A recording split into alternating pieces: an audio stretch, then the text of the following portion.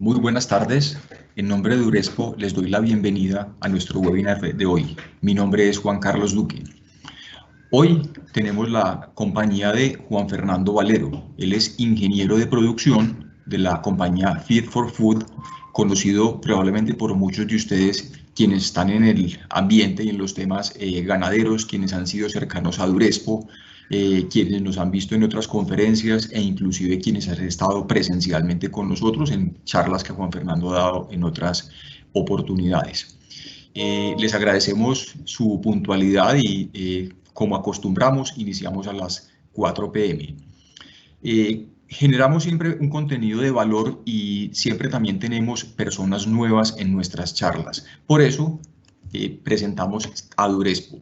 Para muchos esta presentación puede verse como que la misma de otras oportunidades, pero realmente tenemos que contarles a los nuevos sobre todo qué es lo que está pasando, qué es Durespo y qué es lo que hacemos. Durespo es una compañía que lleva 46 años en el mercado. Básicamente somos importadores y comercializadores mayoristas y representamos diferentes marcas y ofrecemos soluciones para distintos segmentos de mercado, como son el agro, la industria, ingeniería y consumidor. Tenemos nuestras oficinas principales en Itagüí, Antioquia, y llegamos también a través de distintos canales de distribución a nivel nacional. Es así como tenemos distribuidores de diferentes modelos de operación que tienen agropuntos, tiendas especializadas o están también en canal ferretero. Tenemos nuestros almacenes propios, el principal en Itagüí, Antioquia, y también tenemos en Bogotá, en el sector de Palo Quemado. Llegamos con algunas de nuestras líneas de negocio a almacenes de grandes superficies. También tenemos venta directa y vendemos por medios digitales. Aquí es algo de lo que podemos mostrar desde nuestra sede principal en Itagüí, donde tenemos nuestro centro de distribución que abastece nacionalmente y donde nuestra logística, inclusive de importación, la hacemos directamente desde este punto. También contamos con servicio técnico especializado para las distintas líneas de negocio y la sala de ventas, que es showroom y abierto al público también, no solo mayorista, sino al detalle. Nuestro punto de venta en la ciudad de Bogotá, en el sector de Palo Quemado. Dentro de las distintas soluciones que ofrecemos está el de la maquinaria agrícola, principalmente de la marca Trap, de lo cual hablaremos un poco, y en este proceso de producción de alimento, que es lo que vamos a hablar, pues contamos con soluciones desde la marca de Brasil, Trap de Brasil. Igual y Juan se los va a mencionar pues más adelante. Para muchos es común pensar que la producción de alimento y todo el tema llevado en silaje se hace con grandes equipos, solo con tractores. No, aquí vamos a hablar que también hay otro tipo de soluciones adaptables a las distintas necesidades. También, además de esta maquinaria, pues tenemos motores a gasolina, plantas eléctricas, sistemas de fumigación con nuestra marca propia Fujita y también con Briggs & Stratton. Recomendamos los lubricantes Durespo para nuestros equipos. En el tema de administración del ganado y semillas, representamos a la compañía Datamark con las marcas Speedrite y Terco en cercas eléctricas, los sistemas de pesaje TrueTest, y de Brasil las semillas de pasto forrajero para clima cálido SOESP, que tenemos semilla convencional y semilla blindada. Para los sectores de industria y ingeniería tenemos diferentes marcas para ofrecer herramientas eléctricas a batería, abrasivos, sistemas de limpieza, donde hablamos de hidrolavado a presión, aspiración industrial y sistemas para mantenimiento y cuidado de pisos con la marca Nilfisk, sistemas electrónicos de seguridad perimetral y bombas, tanto centrífugas como dosificadoras. Manejamos parte de paneles solares, inversores, cargadores y en una división de ingeniería lo relacionado con telemetría y adquisición de datos. Para el consumidor les llegamos también con herramientas eléctricas, equipos para mantenimiento y cuidado de jardines, Profilan, un producto hecho en Alemania y el cual representamos hace muchísimo más de 30 años para protección de la madera a intemperie. También de Trap tenemos herramientas para el jardín y también con Fiskars.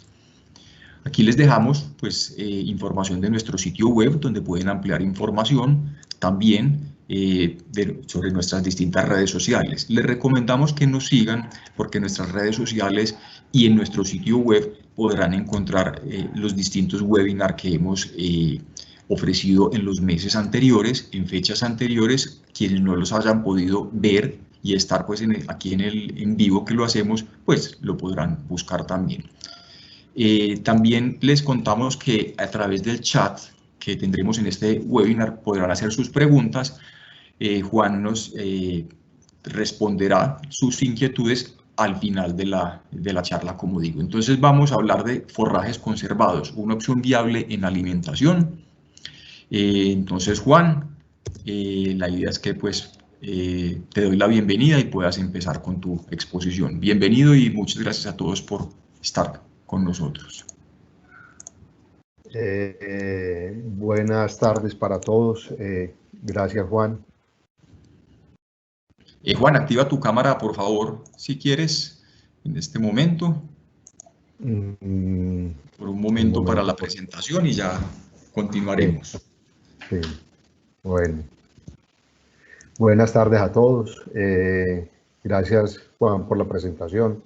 Espero que lo que les vaya a transmitir ahora les deje unos tips para mejorar su proceso de conservación de forrajes y si no, para soportar algunos de los conceptos de calidad que se hacen cuando se producen forrajes conservados. Entonces vamos a darle inicio a la charla. Voy a quitar aquí la cámara un momentico para poder montar aquí esto. Gracias a todos ustedes, gracias a Durexpo.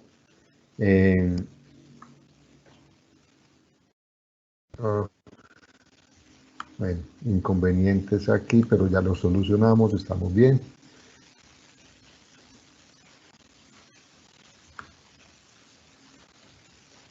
Listo.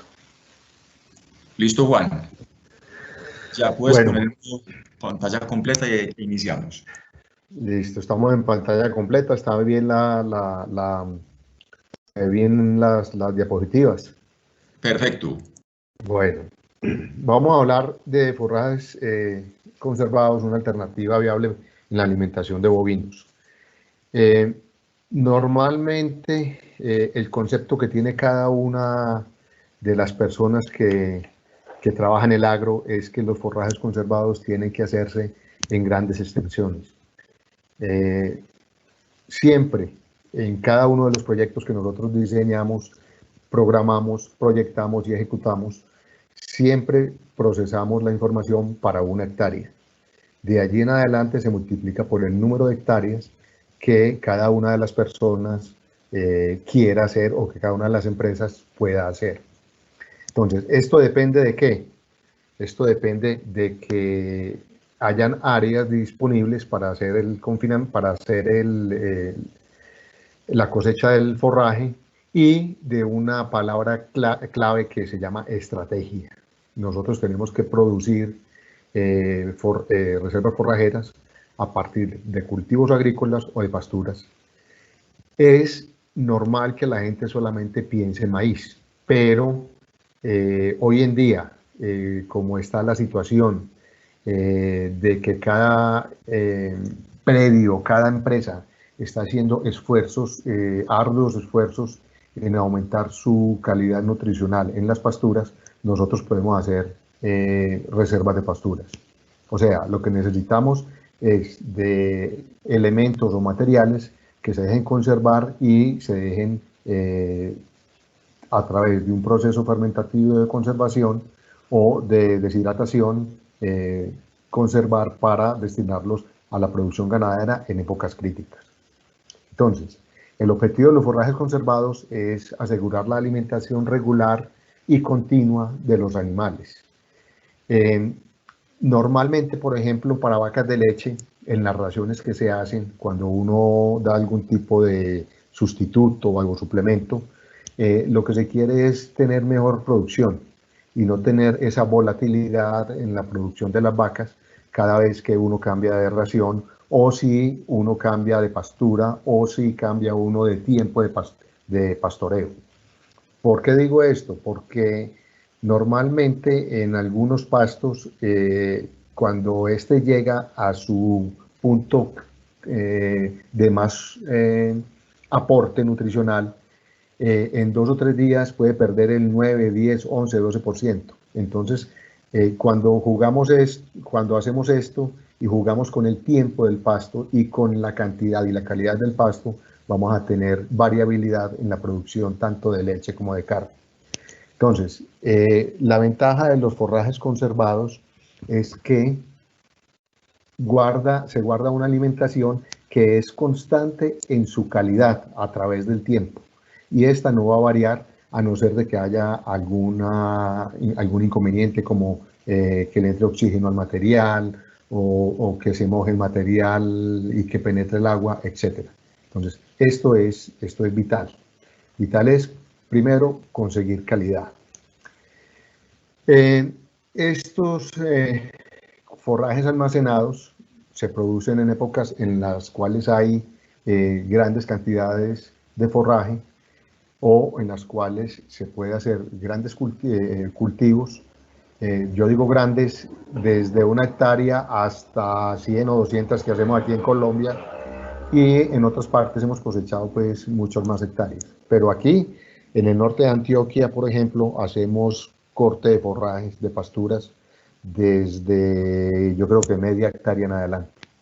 Entonces, todas estas reservas son para ponerlas a disposición del animal en dietas constantes o en periodos de escasez, periodos en los cuales hace falta los forrajes en el mercado, en el potrero. En esta diapositiva vemos una siembra manual, vemos lo resultante de la siembra manual, que es la foto a la mitad, que es un maíz que se comporta bien, que vamos a explicar todo esto más adelante. Y a mano derecha vemos unos cultivos de pasto de Picton 85 para ser cosechados para reservas forrajeras. Independiente del material a cosechar, se debe tener en cuenta la calidad. Como les digo, la calidad es fundamental. ¿Por qué? Porque una comida de mala calidad no produce o no genera riqueza dentro de ese producto del animal, sea bien en leche o en carne. Entonces nosotros tenemos que hacer calidad. La comida tiene que ser de calidad. Los pastos con buen desarrollo y los cultivos con la maduración adecuada, cuando son cereales, cuando son maíz, sorgo, soya, las mismas pasturas, avenas forrajeras en algunos casos, etc. Entonces, es vital para tener buena calidad llevar el control de cada uno de estos cultivos. El área, lo que hablaba inicialmente, el área que se necesita para confeccionar un cultivo de maíz puede variar. Vemos una foto donde hacemos en Titiribí cultivos de 2 hectáreas y a mano derecha en Cereté unos cultivos de 40 hectáreas, todos para conservación de forrajes. En 2 hectáreas se pueden hacer muchas cosas y en diferentes pisos térmicos. Este es un piso térmico que está a 1600 metros sobre el nivel del mar. Si ustedes pueden apreciar, tiene riego. El riego en 2 hectáreas no es tan costoso como hacerlo en áreas grandes de 40, 50 o 60 hectáreas. Entonces es viable hacerlo desde 10 metros hasta las hectáreas que uno quiera. Para maíz, lo que necesitamos es que hayan buenas condiciones, tanto de suelo como de pluviometría o lluvia, y un buen plan de fertilización, y sembrar un híbrido adecuado para la zona donde estamos. El área que se necesita en cultivo para confeccionar reservas forrajeras de pasturas también es variable. Aquí vemos a la izquierda un campo de Tanzania de 100 hectáreas para corte y conservación de forraje, tanto en heno como en enolaje, y parte en ensilaje en las épocas de más lluvia, y un área, al que les digo a mano derecha en Entre Ríos, un cultivo de media hectárea aproximadamente. Es muy interesante este cultivo de la derecha, ¿por qué?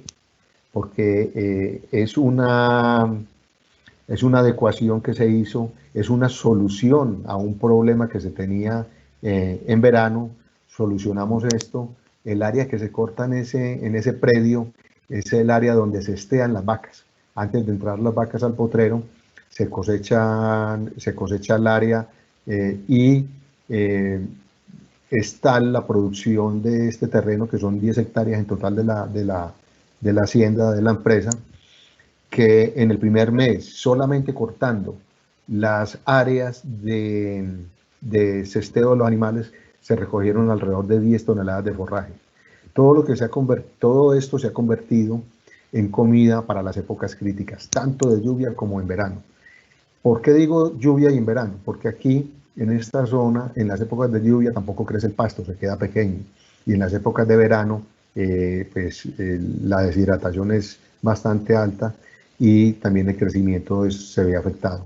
Entonces, es una solución viable, una solución que se puede hacer con centavos, que no necesita mucha inversión. Lo que necesita es actitud para resolver el problema.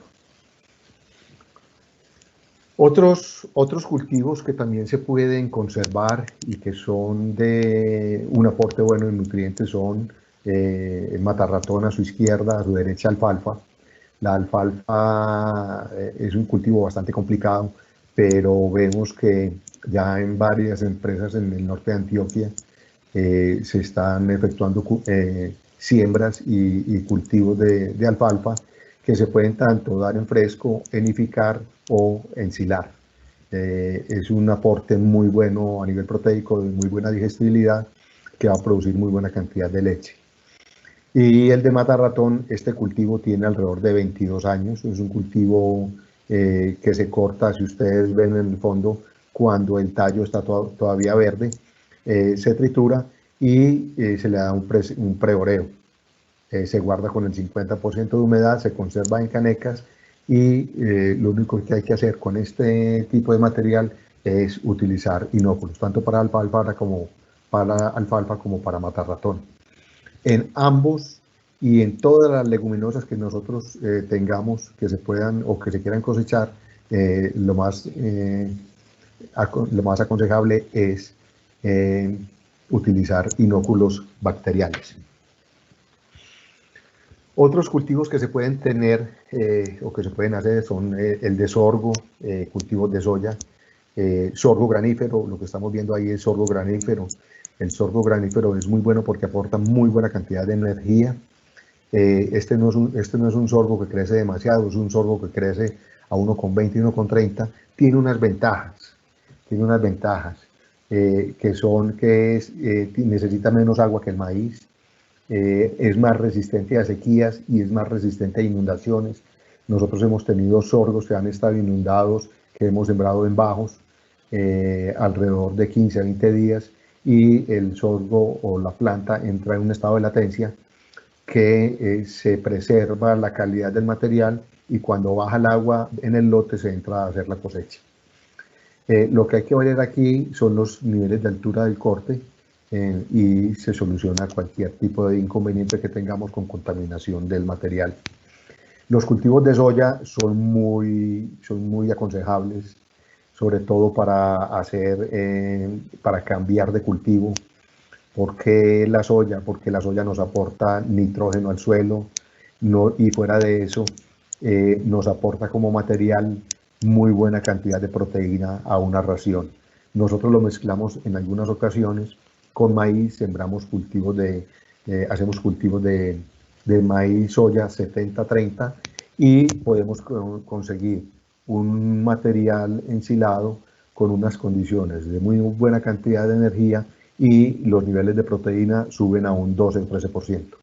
O sea, son cultivos de muy buen aporte a cualquier tipo de ración y nos ayudan mucho a mejorar también los suelos. Los cultivos de maíz, luego de un cultivo de soya, son espectaculares. Los rendimientos son altísimos. La cantidad de fertilizante que uno se puede disminuir o ahorrar es bastante considerable y da muy buen aporte, como les digo, a nivel proteico. Los animales serán los jueces de lo que ustedes produzcan.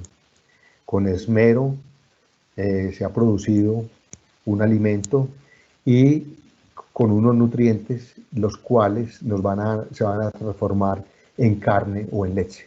En este caso que vemos aquí va a ser en leche, son unas vacas que están consumiendo heno y ensilaje, es una ración, ahí está en este momento, está recién suministrada, pero las vacas dejan el pasto pelado, o sea, el sitio donde se consumen queda totalmente limpio. ¿Qué indicaciones tiene este tipo de suministros en potrero?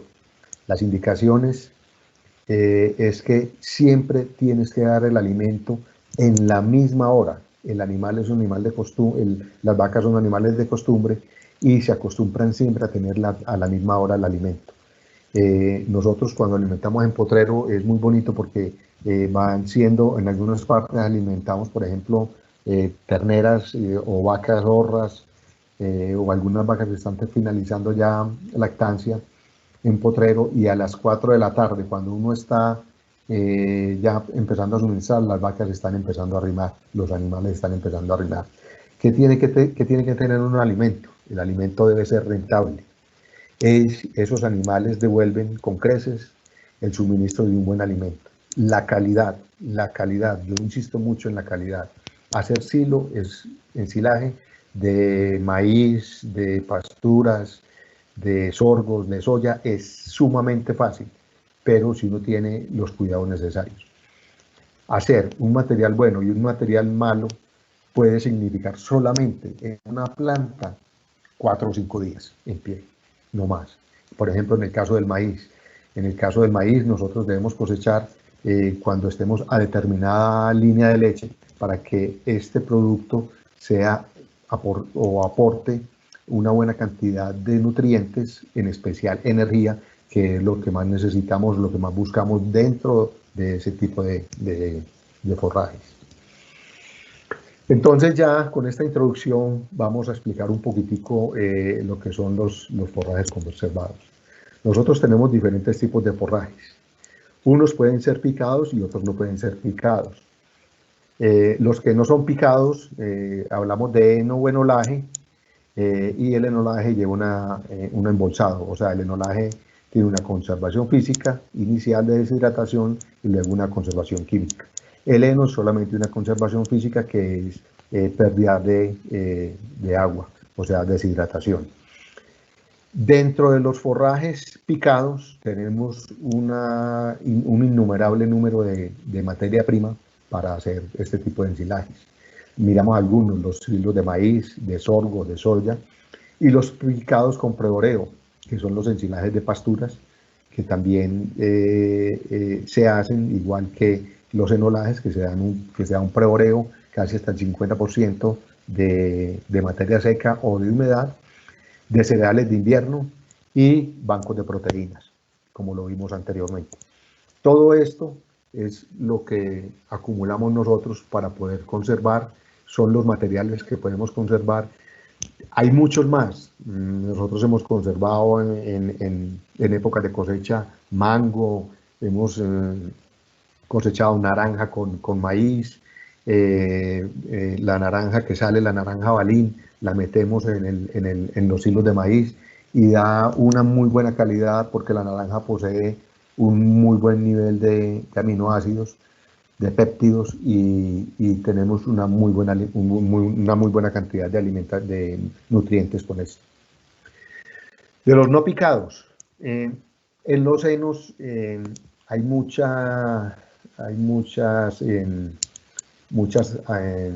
conceptos.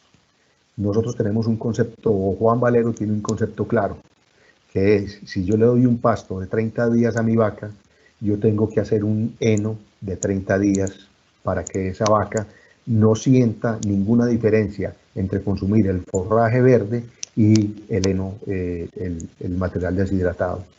Es muy importante. Hemos tenido buena cantidad de experiencia con este tipo de material. Hablo aquí del heno y enolaje y del ensilaje de pasto. cuando damos o cosechamos o hacemos reservas forrajeras de los mismos días, de los mismos días de pastoreo, nosotros tenemos una estabilidad en esa dieta impresionante y una estabilidad en la producción, tanto de carne como de leche, realmente bárbara. Es fundamental mantener siempre esa relación. Si voy a hacer heno, que no sea un heno ya pasado, un heno ya que, no, es que aquí hay más material, pero entonces el material ya está lignificado, hay pérdida de nutrientes, etcétera, etcétera.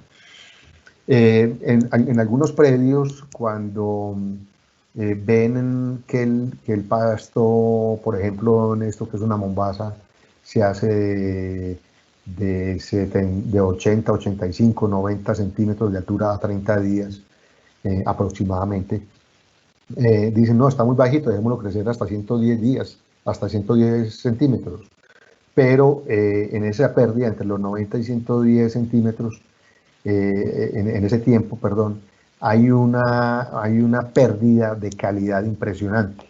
Entonces, cosechar un pasto de 110 centímetros que tenga aproximadamente 60 días, es mejor comerse un pastoreo, volver a hacer el trabajo cultural y hacer más bien un nuevo corte cuando el pasto esté del tiempo que se pastorea en el predio.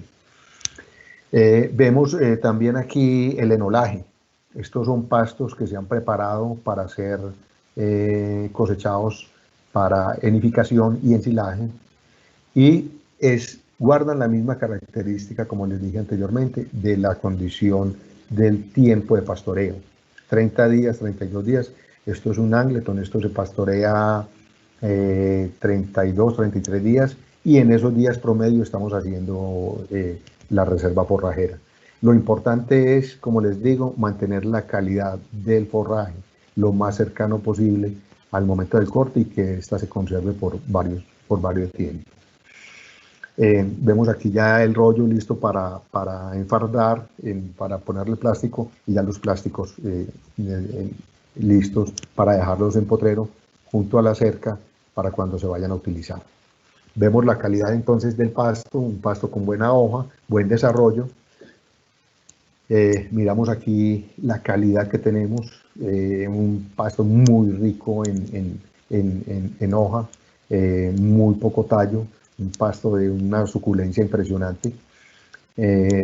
Aquí ya cortado y presecado, estamos dándole un preoreo hasta el 50%, lo enfardamos y luego lo tenemos listo ya para darle a los animales en el momento en que lo necesite.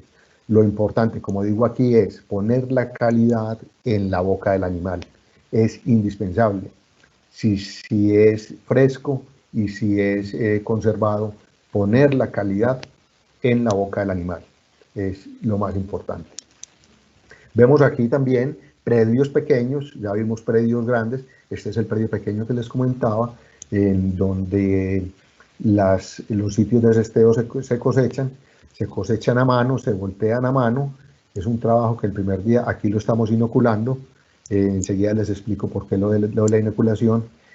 Y después de que llega a un proceso del 50% de deshidratación, entonces se empieza a ensilar.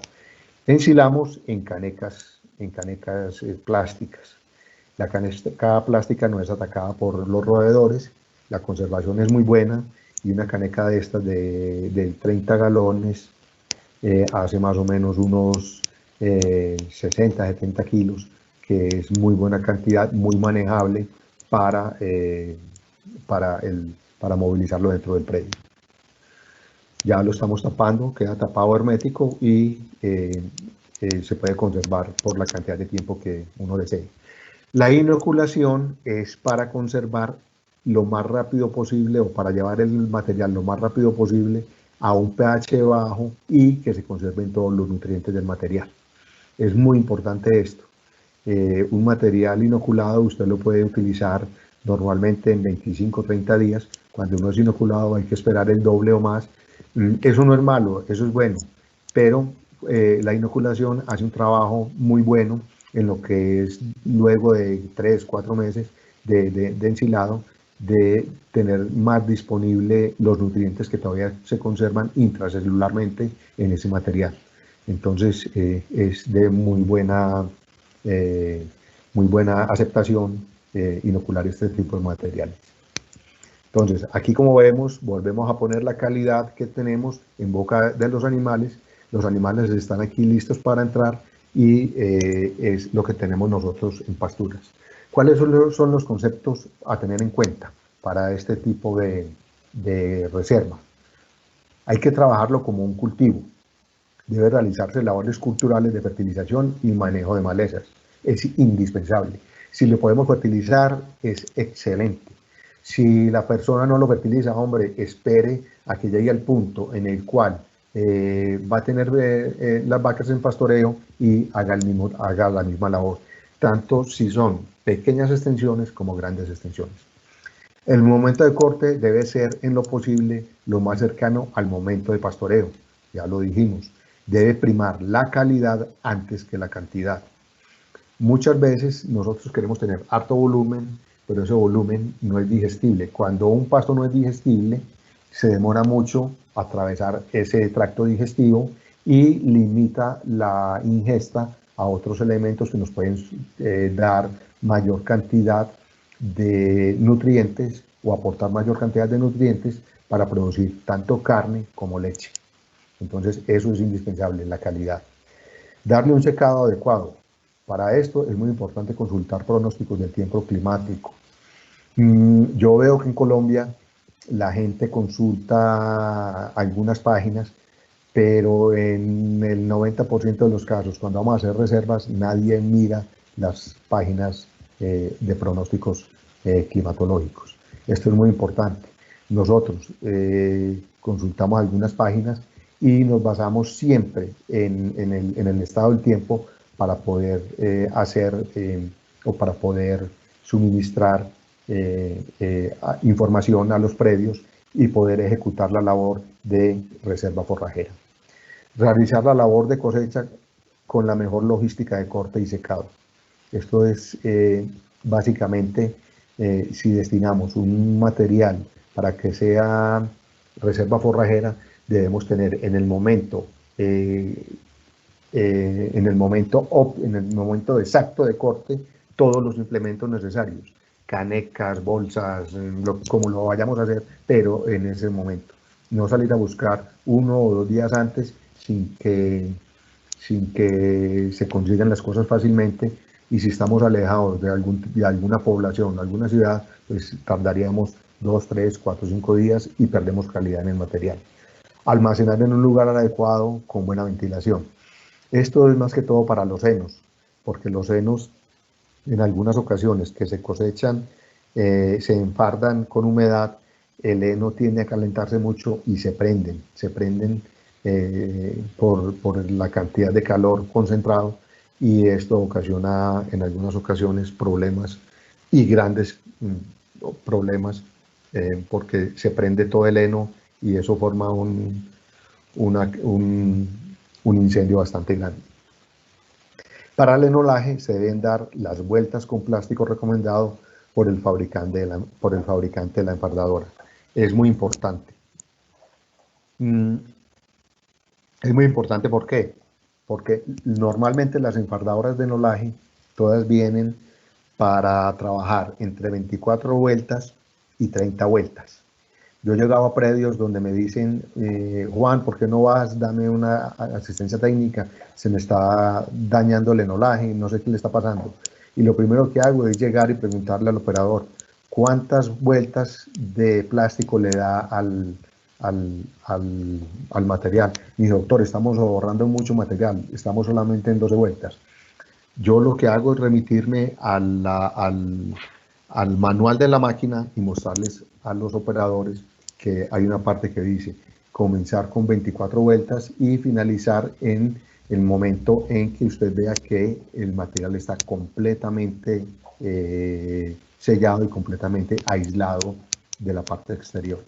Esos son de 24 vueltas a 30 vueltas. Entonces, ahorrar en plástico no es bueno, es mejor tener las vueltas adecuadas para este tipo de de reserva forrajera. En sí, lo que hemos visto hasta ahora es forrajes, sobre todo pasturas, en heno, en olaje y en silaje. Aquí vamos a mirar entonces la parte de maíz. Voy a comenzar al revés, voy a comenzar por la conservación. Si nosotros queremos conservar este material que se ve que es bueno, que está con buena materia seca, que se ve el grano fracturado, que se ve buena cantidad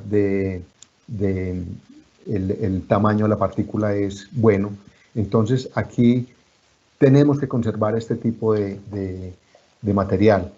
Y este material lo conservamos ¿para qué? Para que estas vaquitas se lo coman y nos produzcan leche. O estas también se lo coman y nos produzcan leche. Unas trópico alto, otras trópico bajo. Las dos comen, las dos producen leche, unas más que otras, pero si nosotros empezamos a hacer materiales de mala calidad, no vamos a tener,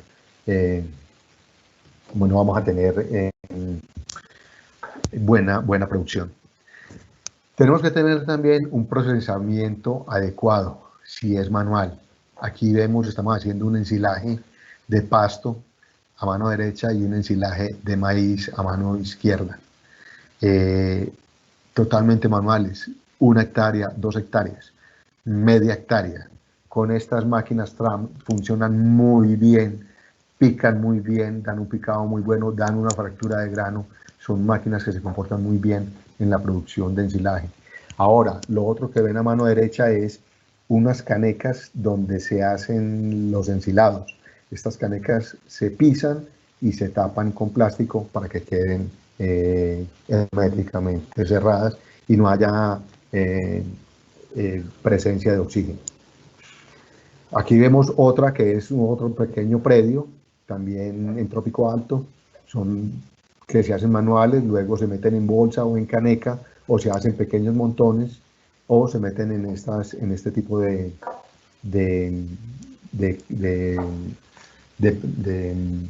canecas plásticas grandes abiertas, con boca grande. Estos son bebederos que se utilizan para esto y se sellan inmediatamente. Ahora, cuando hay grandes predios, pues hombre, uno utiliza cosechadoras de hilera. Las cosechadoras de hilera tienen diferentes topes. Hay de 1 hilera, de 2 hileras, de cabezal rotativo, y hay también lo que llamamos nosotros autopropulsadas. Entonces, de acuerdo al predio, cuando uno va a hacer, de acuerdo al volumen o la cantidad de material cosechado, cultivado, la cantidad de material a cosechar, usted puede comprar la máquina que necesite. En muchas ocasiones es en lo que más se equivocan las empresas o las personas encargadas de hacer las compras. ¿Por qué? Porque se han visto, por ejemplo, 30 hectáreas con una máquina de un solo picorril. Es una máquina que se cosecha alrededor, máximo al día, 1 hectárea. Entonces, para 30 hectáreas vamos a necesitar 30 días. Y la única forma de hacer eso bien hecho es sembrando escalonado. Normalmente no conozco todavía más de 2 o 3 predios que hacen ese tipo de siembra escalonada. Entonces, pues, comprando esta máquina para 30 o 40 hectáreas nos estamos equivocando. Hay que comprar una de 2 picorriles o una de cabezal rotativo. El momento de picado. El momento de picado es importante. ¿Por qué? Porque nosotros tenemos que cosechar el maíz en media línea de leche. ¿Qué es media línea de leche? Media línea de leche, si ustedes ven el grano partido a la mitad y tiene una línea en la mitad, de la mitad hacia arriba ya está el almidón consolidado. El almidón es el que nos va a dar la calidad o nos va a proporcionar la calidad dentro de todo ese sistema que se llama ensilaje de maíz. Y el sistema alimenticio, ¿por qué? Porque es el que nos va a producir o transmitir energía a la vaca en este tipo de alimento. Y la parte de abajo todavía está en leche, entonces todavía no se ha. Esto se puede controlar en los materiales porque hay materiales que tienen lo que se llama stay green, que es la capacidad de que la planta esté verde mientras el grano madura. Entonces vamos a tener entre 8, 9 o 10 días de capacidad de corte sin tener mucha variación en la calidad nutricional de la planta. ¿Por qué? Porque la digestibilidad de la planta, tallo y hoja, se va a conservar. Es muy importante en este tipo de materiales, lo que es maíz, sembrar unos híbridos y tener en cuenta la densidad de siembra. Hay materiales que se dejan sembrar a 6, 7, 8 plantas por metro, 75, 87.500, etcétera, plantas, semillas por hectárea, para llegar a un 85, a un 90% de plantas al final de la cosecha. Y estas plantas van a tener con la densidad controlar lo que es el volumen del tallo. ¿Por qué? ¿Por qué controlar el tamaño o el volumen del tallo? Porque es que el tallo de la planta de maíz es lo que menos digestibilidad tiene. Y una planta de maíz en tallo puede tener más o menos el 25 a 30 o 35%. En hojas algo similar, 20, 25%. Y en mazorca puede llegar hasta el 50, 55%. Entonces, la mazorca tiene el grano, tiene el 92% de digestibilidad, el capacho tiene entre el 45 y el 50, la hoja entre el 45 y el 50, y el tallo entre el 25 y el 30%. Entonces, lo que menos necesitamos en una planta de maíz va a ser tallo. Es muy importante tener esto en cuenta. Vemos aquí también lo que es media línea de leche. Si ustedes miran aquí, estamos señalando a mano izquierda, siempre se mira, se parte la mazorca y se mira en la parte que da a la punta de la mazorca. En la parte de abajo no se ve bien en esa parte del grano, en esa cara del grano, se ve en la que da hacia la parte exterior. Entonces vemos aquí, es un grano a media línea de leche. Si lo vemos a la derecha, está totalmente conformado ese almidón a mano derecha, y está la parte de abajo en leche. Es el momento óptimo para comenzar la cosecha, la conservación forrajera. Lo otro que tenemos que llegar es, para llegar a esto, tenemos que tener un buen cultivo. Este cultivo lo tenemos listo para cosechar, un cultivo que nos va a dar muy buena cantidad de materia seca, muy buena cantidad de almidones, porque lo hemos cosechado en su punto. Una cosa que ustedes notan ahí, o que si pueden ver, es que la planta no está seca abajo del todo. O sea, tiene una hoja seca que es normal, porque ya no entra luz y no hay fotosíntesis, pero está el nutriente intacto en esa hoja. De resto, el stay green de este material es excelente, y uno ve que el momento de corte es óptimo y que podemos tener una muy buena cantidad de material.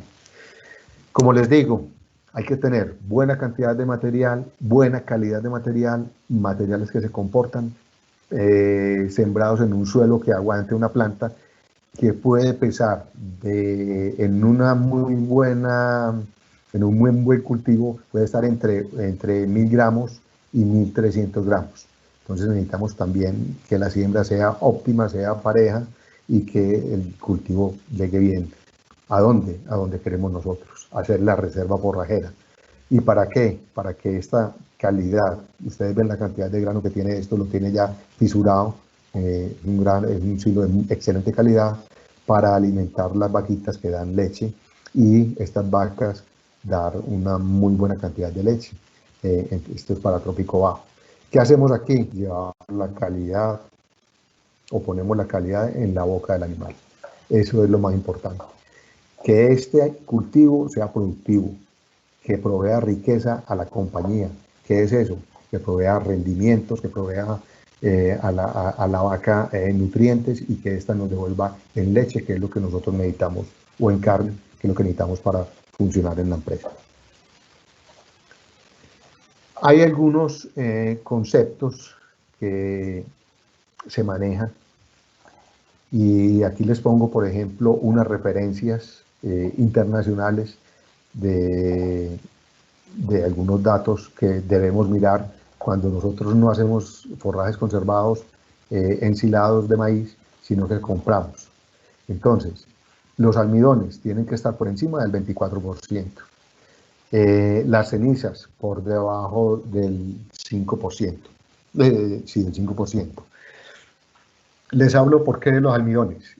Usted puede diferenciar una calidad de filo solamente con almidones y lo refiere a la materia seca y a la digestibilidad in vitro en la materia seca. Es muy sencillo. Nosotros, si los almidones son bajos, son menores a 24, podemos tener varios problemas. El primero es que le hayan sacado los almidones, les hayan sacado la mazorca al cultivo y que la hayan vendido en verdeo, y ese es un cultivo ya que no provee almidones. O sea, un cultivo en el cual le saquen la mazorca, el almidón estará por ahí en 3, 9, 4, yo creo que máximo hasta 6. Entonces es un cultivo que se quede, que le falte maduración, puede estar en 14, 15, 18, hasta 20. Un cultivo ya que tenga buena maduración pasa a los 24. Nosotros en este momento el promedio de lo que estamos haciendo es 32.6 de los ensilados, la cantidad de almidones. En cenizas menores a 5, las cenizas no deben de pasar de 5. Cuando pasan de 5 hay problemas de contaminación. Entonces hay que entrar a mirar qué se hizo durante la cosecha, durante la confección y durante el pisado del material. La digestibilidad mayor al 64%. Esto juega un papel importante con los almidones. Cuando los almidones que están presentes en la mazorca son el 50 o el 55% de la planta, vamos a tener buena digestibilidad porque vamos a tener mayor cantidad de almidones. Entonces es muy sencillo esta logística. La FDA, fibra detergente ácida menor a 28, fibra detergente neutra menor a 50. Cuando le sacamos la mazorca, cuando no tenemos almidones, esta fibra detergente neutra se nos sube por encima de 50, y ya es otro momento en el cual usted se puede dar cuenta que el material no tiene esa cantidad de almidones, le sacaron la mazorca, y ese material puede ser comprado pero a un precio totalmente distinto. En los Estados Unidos le venden a uno los henos, hay un head market que es ventas de heno, y lo venden por calidad, el premium, el bueno, el regular y el malo, y se lo venden a usted por calidad. Entonces eso es muy importante. Nosotros deberíamos aquí comprar los silos, la gente que compra, por calidad. Grasa entre 2 y 5, que es lo normal. La humedad no mayor a 70, o sea, tener una materia seca mínimo del 30%. pH no mayor a 4, la proteína en un maíz está entre el 6 y el 9. Mucha gente dice, ¿cuánta proteína tiene el maíz? Para ver si está bueno o malo. El que vaya a buscar proteína en el maíz, no siembre maíz, siembre soya, o haga reserva de alfalfa o de matarratón, etcétera, que son muy ricas en proteína. Y los carbohidratos solubles mayores a 35. Esto es un tip para que tengan ustedes o valoren la calidad de sus forrajes conservados como ensilados de maíz, o si van a comprar tengan un soporte para comprar calidad. Viniéndonos hacia atrás, ¿cómo llegamos a una calidad de estas que mostramos anteriormente? Teniendo unas labores culturales de manejo y control de plagas. Esto es muy importante. Lo que estamos viendo aquí es una siembra de sorgo. Al fondo está el maíz. Yo quise poner esta diapositiva, ¿por qué? Porque la labor que están haciendo es control de insectos, y están muy coordinados. Cada uno va por su surco y van a la misma velocidad todos. Entonces, eso es una cosa también muy importante. También lo que es la fertilización, los tiempos de fertilización en los maíces, es muy aconsejable tener presente de que nosotros no podemos echar el fertilizante en un solo momento, lo tenemos que distribuir, y eso va dependiendo del suelo, va dependiendo del diseño de la fertilización, consultarlo con la gente que sabe, los agrónomos, etcétera, la gente que ha tenido experiencia con esto y hacer los cultivos o las labores culturales de fertilización en los momentos que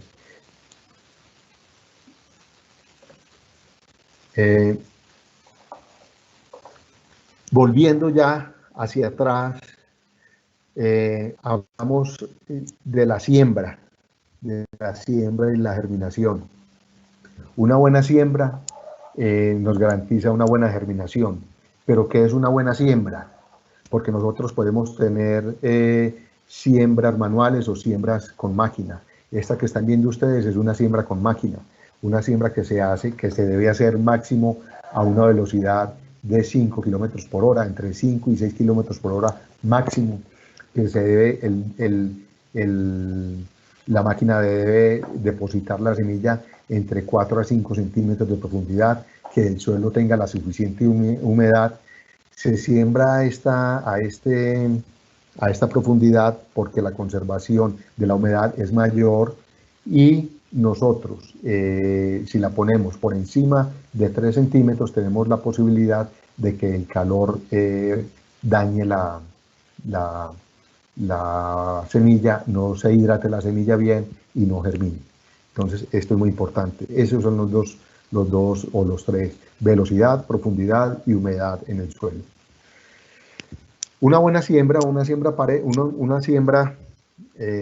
con máquina que se siembre a la velocidad que es, a la profundidad que es, con la humedad que es, nos da ¿qué? Nos da una germinación pareja, una producción pareja y una buena calidad de mazorca. Aquí ya el cultivo empieza a tener un plus, que es, vamos a tener todas las plantas al mismo tiempo, maduradas al mismo tiempo, y vamos a tener polinización al mismo tiempo, vamos a tener, o sea, se mejoran todas las condiciones para obtener la mejor mazorca posible y la mejor planta posible. Es muy importante eso. Manual, siembra manual. Nosotros aquí a la izquierda la sembramos la primera vez sin riego. Nos dimos cuenta de que esto es en la zona del suroeste antioqueño, de que necesitábamos hidratar la semilla y pusimos riego. Un riego por goteo que es muy eficiente, un riego por goteo que no es muy complicado de manejar. Las cosechas aquí son manuales, no hay máquina para cosechar, ven la dificultad de la topografía, pero ven el nacimiento parejito. O sea, la siembra a mano a mí me encanta, me fascina. ¿Por qué? Porque el material sale todo al mismo tiempo. Son muy diestros las personas que hacen esta siembra y es bastante exacta en el momento de la posición de la semilla. Es muy interesante muy importante. Para tener una buena siembra, debemos tener un buen lote, un buen suelo, tratar el suelo, mirar textura, mirar infiltración de agua, etcétera, mirar un poco de cosas. ¿Para qué? Para que la semilla quede bien posesionada. Esta es la siembra con máquina, el lote está en perfectas condiciones, la máquina se comporta bien, se miden velocidades, se está pendiente de fertilización al momento de la siembra, el grano, los granos, etcétera, el terreno está en perfectas condiciones para sembrar. Y cuando no, lo preparamos manual. Esta es la preparación manual, es el mismo predio en el suroeste, la preparación manual, la preparación más manual, con logística humana, más trabajo humano, más dispendioso, pero que se puede lograr. En estos predios se siembran, como les digo, media hectárea, 1 hectárea, y vamos siendo muy eficientes en la producción de alimentos. Aquí me pasé perdón, me salí.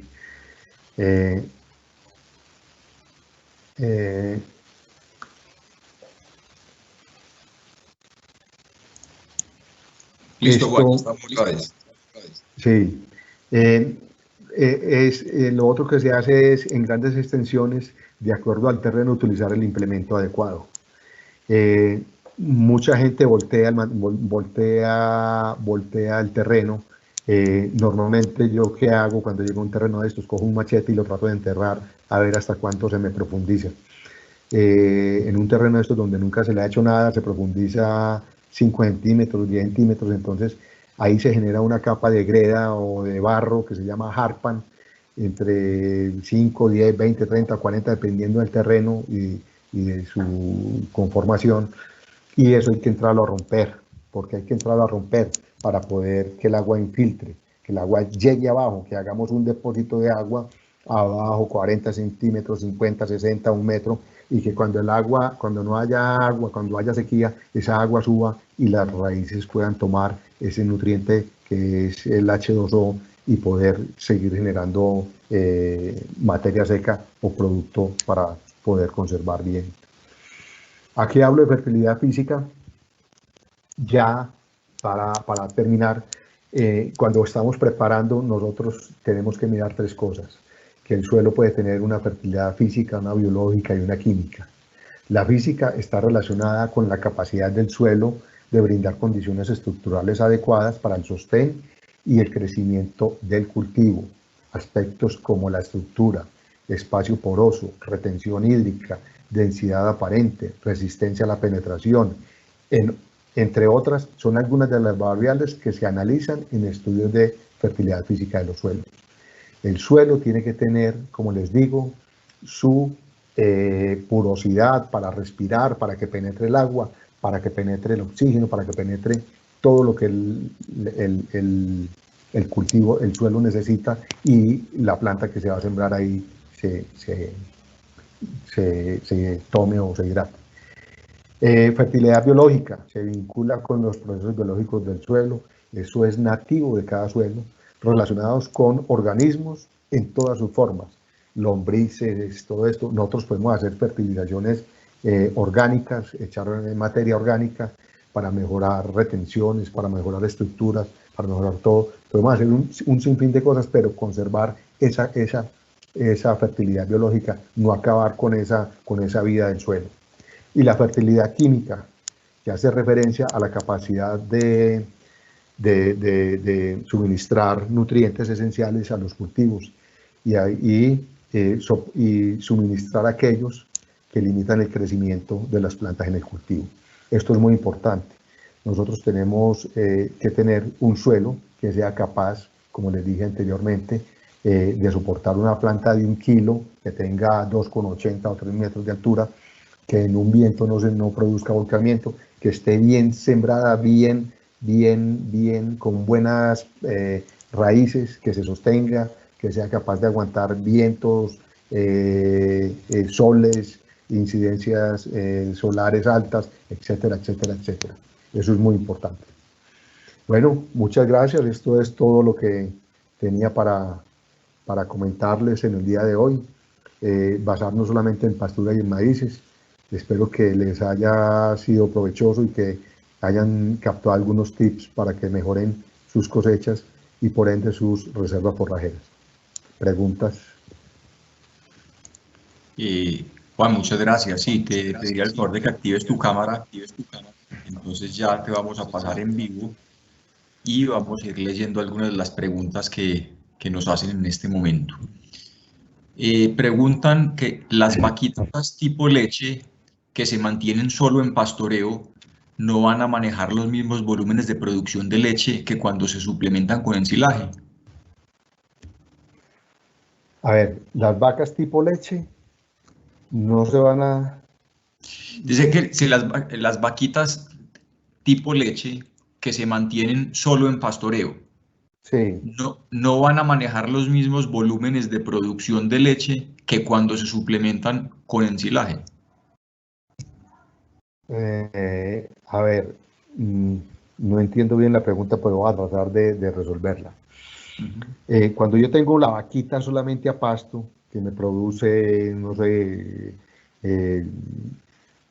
si es en clima cálido, 4 litros, 3 litros o 5 litros, y si es en trópico alto, produce 8 litros o 10 litros y tú le das un forraje conservado de calidad, te debe aumentar, te debe aumentar. Nosotros, con forrajes conservados producidos en las mismas fincas, hemos aumentado con 3, 4 kilitos, hemos aumentado 3, 4 litros de leche, con 3 kilos, 4 kilos de un ensilaje bien hecho, de un ensilaje de buena calidad. Si suplementas, tienes que buscar, uno hace un suplemento, da un suplemento para ganar, no para sostenerse ni para perder. Cuando da uno un suplemento, tiene que ganar. Bueno, nos preguntan si podrían por favor nombrar los tipos de pasto. Por ejemplo, estoy en el Magdalena Medio, se usan mucho las braquiarias. Para conservación de forraje, sí, se puede conservar braquiarias.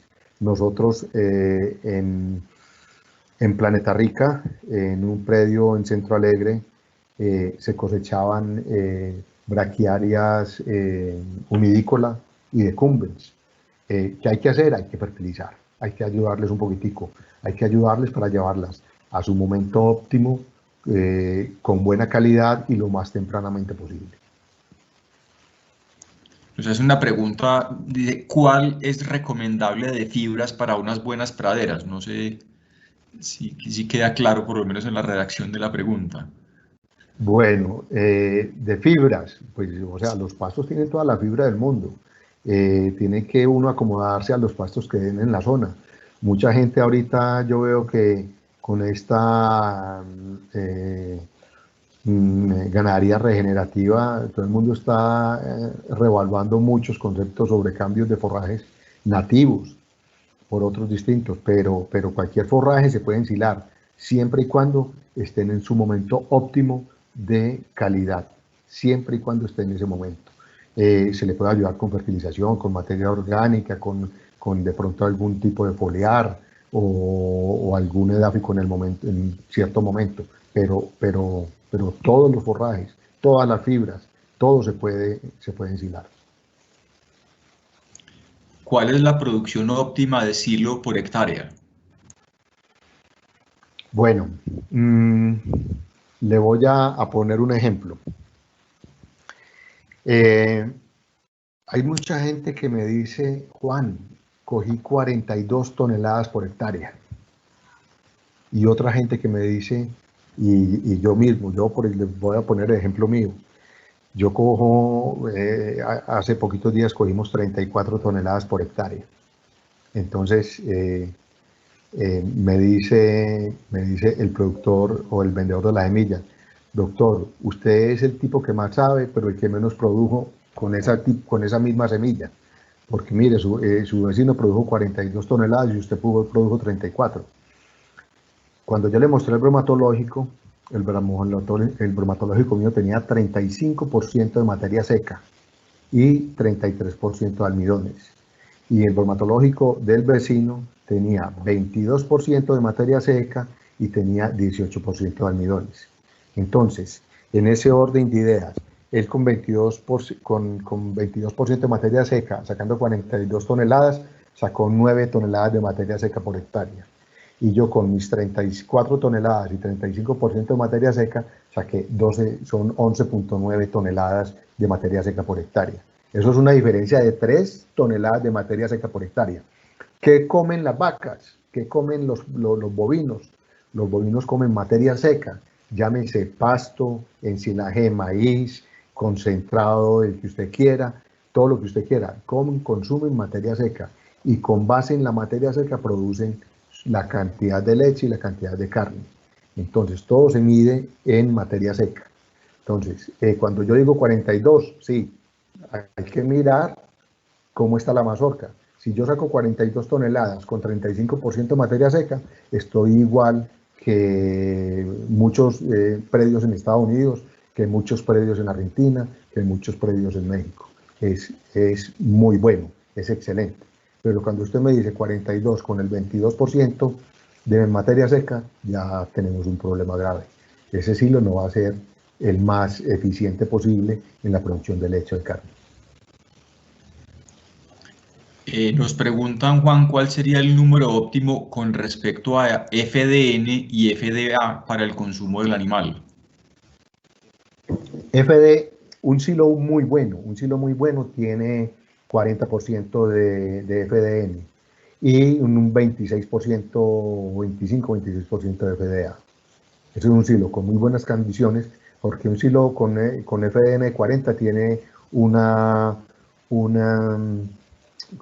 almidón de más o menos 35-36%. Entonces es de muy buena calidad. ¿Cómo se obtiene o se calcula el punto óptimo de corte? Ese sí es visual, estamos en trópico bajo. En trópico bajo yo cojo los diferentes materiales. No les expliqué una cosa que se las voy a explicar ya. Nosotros tenemos materiales precoces, intermedios y tardíos. Los materiales precoces dan en menos tiempo, pero dan menos cantidad de forraje y menos cantidad de almidones. Los intermedios dan, que es casi todos los que llegan al país, dan muy buena cantidad de almidones y buena cantidad de forrajes. Son más altos, hojas más anchas, mayor cantidad de hojas por planta. Y los tardíos, aquí llegan muy poquitos tardíos. Son todavía mejores, pero aquí en el país no llegan muchos tardíos. Entonces, ¿qué pasa? Cuando uno llega al día más o menos en un intermedio, al día 70, 72, si no ha tenido ningún traspié de inundación, de sequía, algún estrés en la planta, uno llega al día 70, 72, 73 o 75, entre el 70 y el 75, y lo que hace es coger una mazorca, partirla a la mitad, quitarle el capacho, todo eso, partirlo a la mitad y mirar la parte exterior, la que da la punta a la mazorca, y empezar a mirar, hombre, estoy a un cuarto de línea de leche, coge el grano, lo muerde, lo pica, le hace un tanteo, y eso aprende uno muy fácil, en la primera vez que lo haga lo aprende, en ese momento ya uno toma la primera muestra y dice, este maíz está en 5 días, en 6 días, y está en eso. Si no sabe, lo catea a los 3 días o los 4 días, vuelve y coge otra mazorca, en fin, y así lo va tanteando. Esa es la única, pues la forma que utilizamos nosotros aquí para hacer ese tipo de trabajo, de tanteo. ¿Qué tiempo máximo entre corte y corte podría otorgarle a un lote de braquiparada? Braquiparada. A ver, el braquiparada es bastante activo, se crece bastante rápido. Un buen lote de braquiparada, por ahí entre 20 y 25 días debe estar en su condición óptima para cosechar. Después de 60 días, aún se ve el pasto fresco y no se observa espiga de semilla o lignificado. Eso depende del pasto, casi todos los pastos bien trabajados, todos esos, los panicum, pues las mombasas, las guineas o indias que llaman, la Angleton, Climacuna, todos estos pastos, la mayoría de pastos semillan en esta época, octubre, noviembre. Entonces, cuando ya semillan es un pasto que está pasado, que está muy lignificado. Uno ve 60 días, pero yo te digo, nosotros hemos hecho trabajo, por ejemplo, en Tipton 85, aquí en La Unión, entre 30 y 45 días, bromatológico todos los días, todos los días.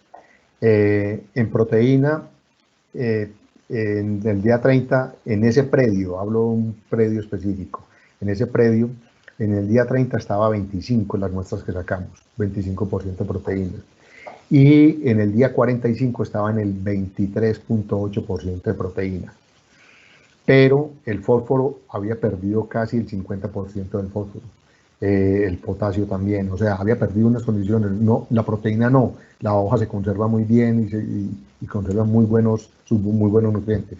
Pero te hablo, por ejemplo, una mombasa puede perder el 9% a partir del día 34, 35, cuando está bien manejada, diario de nutrientes. Entonces, usted los ve bien, pero ellos allá se se están comportando de otra manera distinta. La única forma de conocer eso es hacer bromatológicos y aprender a conocer el comportamiento del pasto en las diferentes épocas del año y llevar ese dato y, ¿cómo se dice? Organizarlo con la parte productiva, o sea, mirar su producción de leche, por ejemplo, y de acuerdo al crecimiento del pasto, al desarrollo del pasto y al aporte del pasto. Entonces, eso es viable, hacer ese tipo de trabajo. Nos preguntan por el tiempo de la caña y el Cuba 22. ¿Cuánto debería ser? La caña dulce, la caña... bueno, el Cuba 22 no lo he trabajado, yo he hecho 1 o 2 ensilajes de Cuba 22, pero no le he hecho un trabajo serio de análisis, porque no, en los predios donde estamos trabajando no tenemos Cuba 22, pero es fácil de hacer un seguimiento durante 6 meses y ya determina unos momentos de corte, si tiene o no necesidad de fertilización, si tiene o no necesidad de riego, etcétera. Entonces se puede trabajar durante esos 6 meses en los cortes, hacer análisis, medir crecimiento. ¿Nosotros qué hacemos? Medimos mucho. Nosotros medimos crecimiento del pasto, medimos crecimiento del maíz. Entonces todo eso nos da una cantidad de datos impresionante. ¿Cuándo el maíz crece más? ¿Cuándo el pasto crece más? ¿En qué momento se desarrolla más? Como te digo,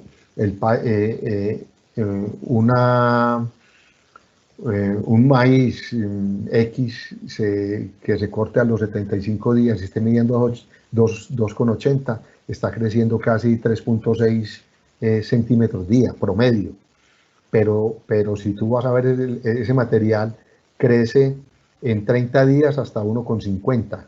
Y del día 30 al día 45, al día de espigación, a espiga completa, crece al doble, o sea, de una manera exponencial impresionante. Crece otro 1,5 metros en 15 días. Esos son 10 centímetros por día. Entonces, para crecer 10 centímetros por día, necesita una reserva. Y esa reserva que hay que suministrársela en los primeros 30 días. Lo mismo es el pasto. Para que el pasto crezca hay que suministrarle nutrientes para que él reserve y se pueda desarrollar con tranquilidad. ¿Cuánto tiempo se puede guardar el pasto enificado y en qué condiciones? Desde que no se moje y el heno dura mucho tiempo, un año o más. Y creo que no tiene ningún problema desde que no se moje. ¿Cuánto tiempo dura el material ensilado sin perder calidad nutricional? Muchos años. No sé cuánto. Yo he destapado silos de 2 años y tienen la misma calidad nutricional del primer mes. Es impresionante.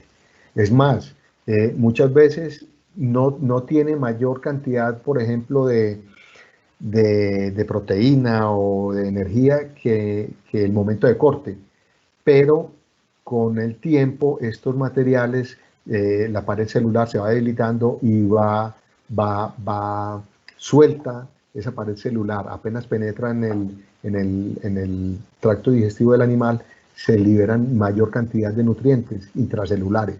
Entonces vamos a tener una mayor disponibilidad de nutrientes. Bueno, si bien mencionaste algo en la conferencia, pero nos preguntan qué material diferente al maíz da buen ensilaje. Está el maíz, el sorgo. El sorgo es un material buenísimo. Nosotros aquí en Colombia hemos dejado de sembrar sorgo. En la zona de Córdoba, en Cereté, hace 30 años sembraba sorgo en cantidades. El Cesar, sorgo. El sorgo es buenísimo y se comporta muy bien. Se comporta, como te digo, tiene menos requerimientos hídricos. Se comporta, es más resistente en procesos de verano, en procesos de inundación. Cuando hay inundaciones entran latencias. El sorgo es inmensamente bueno. Hoy en día están volviendo a entrar unos sorgos al país bastante buenos. Yo los he probado ya, Estuve casi que 8 meses probando sorgos con una compañía buena que se especializa en los sorgos forrajeros, no, graníferos. Sorgos forrajeros es muy distinto a sorgos graníferos. El sorgo forrajero se parece más al pasto. El granífero aporta mucha energía. Y lo que tenemos que buscar nosotros son sorgos graníferos.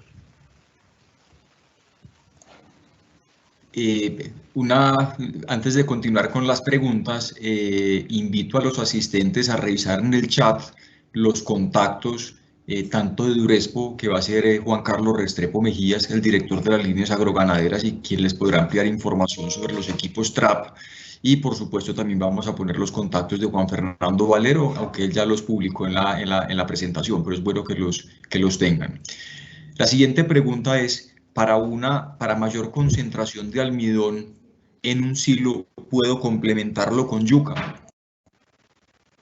Sí, claro, el silo lo puedes complementar con lo que quieras, o sea, lo puedes enriquecer con lo que quieras, yuca, más maíz, alguna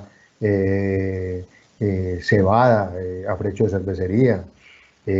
Como te digo, lo hacíamos con la naranja balín, eso es un lujo. Lo que le eches al silo se convierte en alimento, absolutamente todo, absolutamente todo. El silo tiene una condición, una característica, que en el silo se produce mucho ácido láctico, y ese ácido láctico es muy palatable, es 10 veces más palatable que la melaza y que muchas otras cosas. Entonces el animal lo come, es agresivo en comer ese material. Un buen ensilaje, tú lo ves y la vaca le da muela y le da muela, y es impresionante, es bastante satisfactorio ver una vaca comer cuando hay una calidad de comida, cuando uno ha hecho una calidad de comida. ¿Se le puede suministrar ensilaje a cerdos y caballos? A ver, la respuesta es no.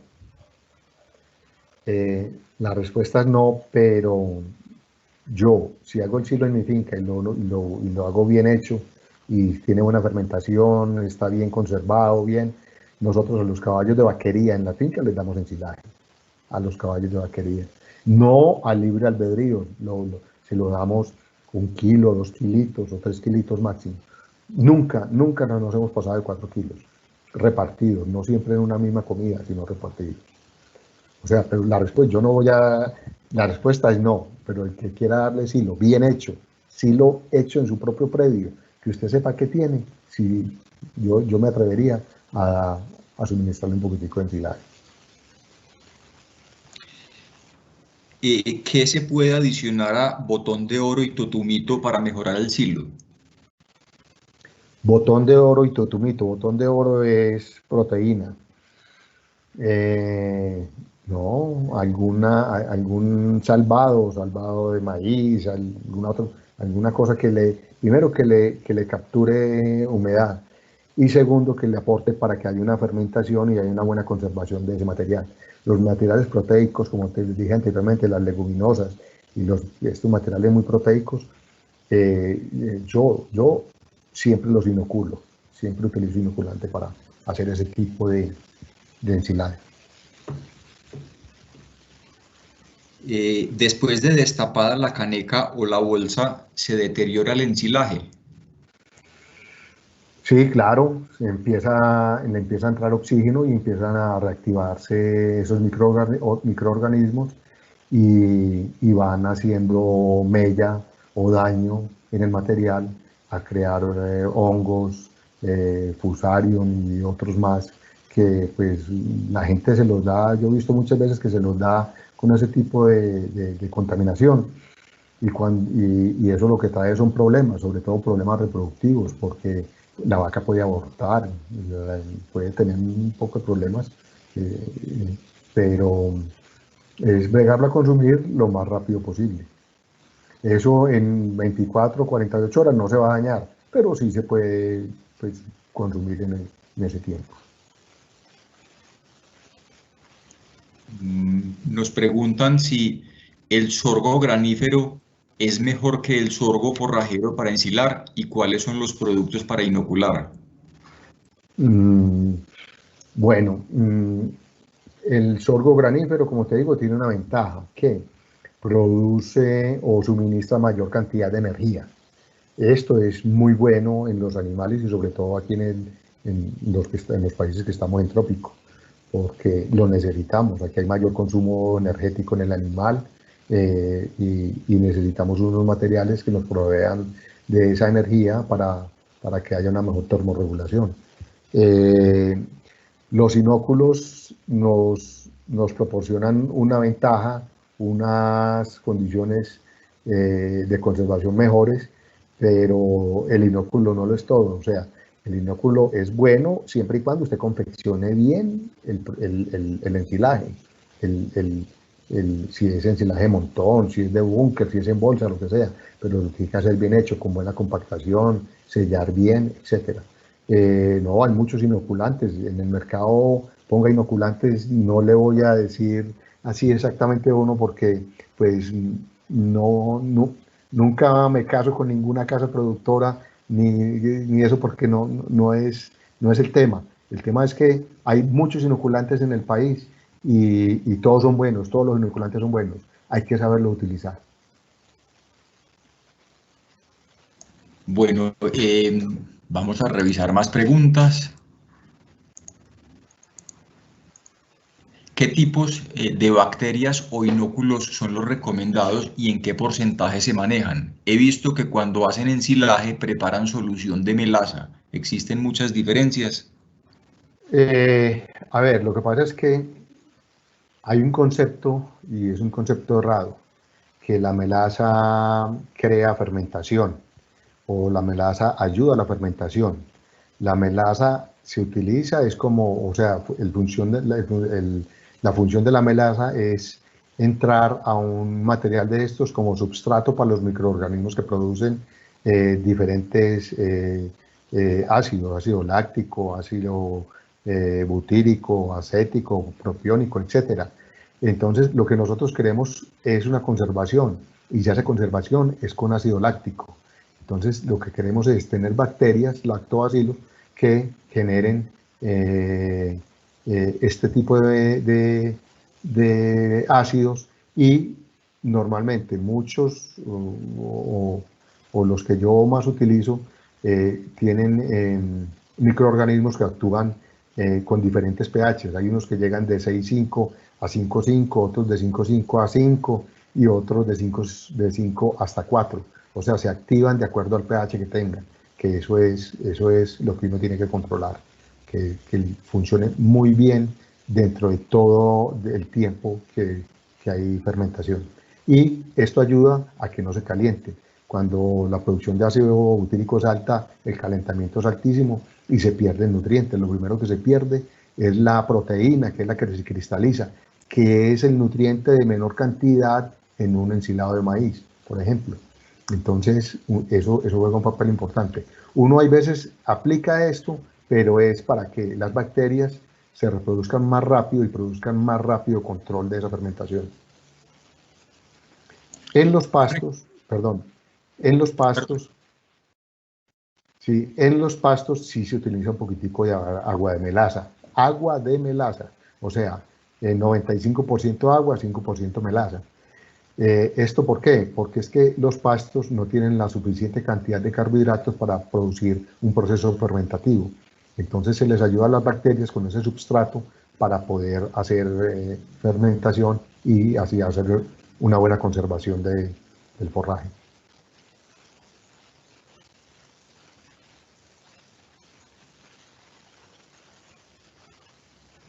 Bueno, un momento por favor, estamos mirando si hay más preguntas. Sí, efectivamente. ¿Conviene utilizar la levadura en el proceso de ensilaje y en qué proporción? No, la respuesta es no. Cero levaduras en el proceso de ensilaje. Cero levaduras. Muy bien, le vamos a dar en este momento la entrada y la palabra a Juan Carlos Restrepo, que es el director de las líneas agroganaderas de Durespo, quien nos va a dar, nos va a dar una información muy corta. Juan, te invito a que actives tu micrófono y tu cámara.